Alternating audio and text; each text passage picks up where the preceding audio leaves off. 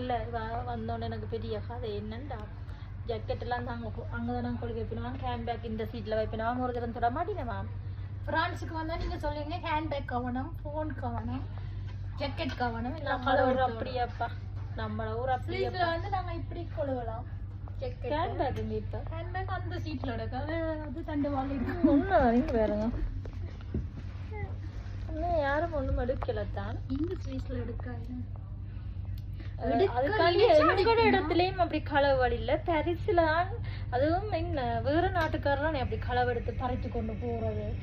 நானே வந்த நேரம் போன் 500 காசு எல்லாம் கொடுத்தேன் நான் சுகிண்ட கல்யாண வீட்டுக்கு நேரம் 500 காசும் போனும் எடுத்து அந்த நேரம் 500 ரூபாய் வந்து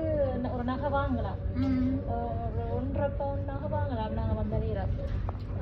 அக்காட போனை களவு எடுத்திருக்கீங்க அதான் அக்கா அது அனுபவத்துல சிந்து போன் கவனம் ஐபோன் கவனம் ஒரே சொல்லுறேன் நான் பின்போக்குல ஸ்வீஸ்ல வச்சு கொண்டு தெரியும்